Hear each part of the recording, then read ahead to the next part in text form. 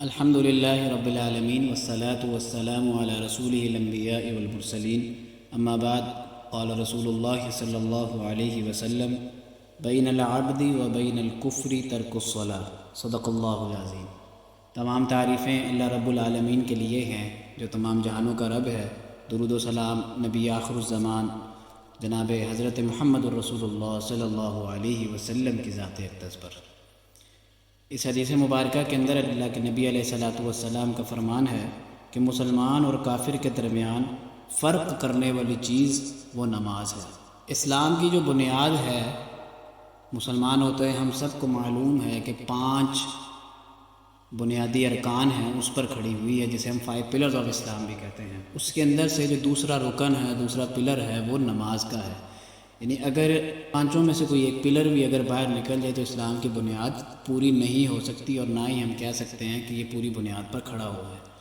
توحید و رسالت کے بعد جو دوسرا سب سے اہم اور مسلمانوں کی اصلاحی زندگی کے ساتھ، تربیتی زندگی کے ساتھ جو جڑا ہوا ہے وہ نماز ہے، اور جس کے بارے میں ہم سب مسلمانوں کو معلوم ہے کہ قیامت کے دن اللہ تعالیٰ نے سب سے پہلے سوال کرنا ہے۔ ایسی عبادت ہے کہ جس کے بارے میں قرآن و احادیث کے اندر سے ہمیں صاف ارشادات ملتے ہیں کہ بندہ مر بھی رہا ہو، بستر مرگ پر ہو، آخری سانسیں لے رہا ہو، اس صورت میں بھی نماز کی معافی نہیں ہے۔ اللہ تعالیٰ نے قرآن مجید میں فرمایا ہے ان الصلاۃ تنہی عن الفحشاء والمنکر، اور جگہ جگہ فرمایا اقیموا الصلاۃ وآتوا الزکاۃ کہ نماز قائم کرو اور زکوٰۃ ادا کرو۔ اور اسی طرح یہ جو میں نے پہلے آیت پڑھی ان الصلاۃ تنہی عن الفحشاء والمنکر، بے شک نماز بے حیائی اور برے کاموں سے روکتی ہے۔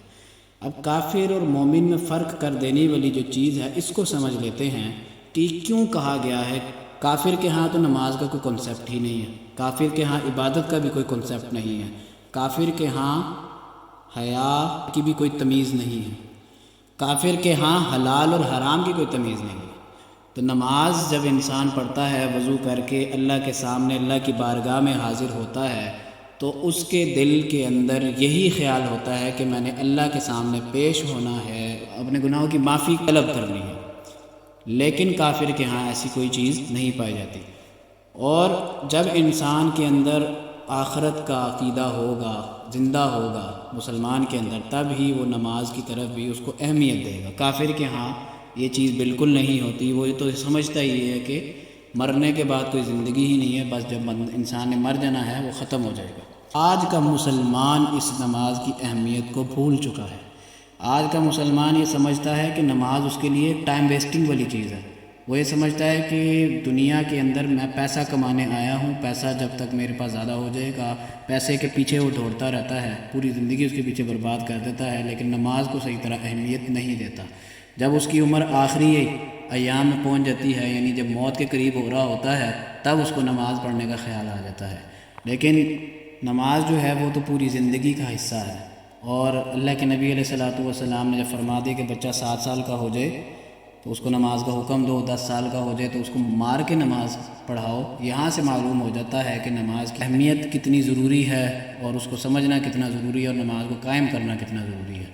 اور مسلم معاشرے کے اندر آج جو نماز سے مسلمان دور ہو چکے ہیں، اسی وجہ سے بے برکتیاں بھی بہت زیادہ آ گئی ہیں معاشرے کے اندر۔ ایک دوسرے کے ساتھ جو خلوص والا معاملہ ہوتا تھا وہ ختم ہوتا جا رہا ہے۔ ایک دوسرے کی بارے میں جو درد ہوتی تھی مسلمان کے آپس میں، وہ درد ختم ہوتا جا رہا ہے۔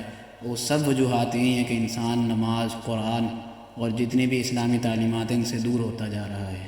اور یہی ہمارے معاشرے کا المیہ ہے کہ آج مسلمان تعداد میں تو زیادہ ہیں، لیکن تعداد زیادہ ہونے کے باوجود بھی مسلمان جو ہیں وہ غلام بنے ہوئے ہیں، کیونکہ مسلمان اپنی اسلامی اقدار کو بھول چکے ہیں اور اپنے دینی تربیتی معاملات سے بھی دور ہو چکے ہیں۔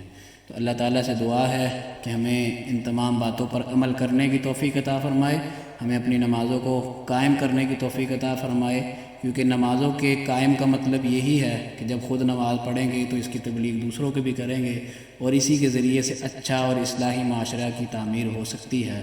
تو اللہ تعالیٰ ہمیں اس اہمیت کو سمجھنے کی توفیق عطا فرمائے۔ اقول قولی ھذا استغفر اللہ لی ولکم ولسائر المسلمین واستغفروہ انہ هو الغفور الرحیم۔ صدق اللہ العظیم۔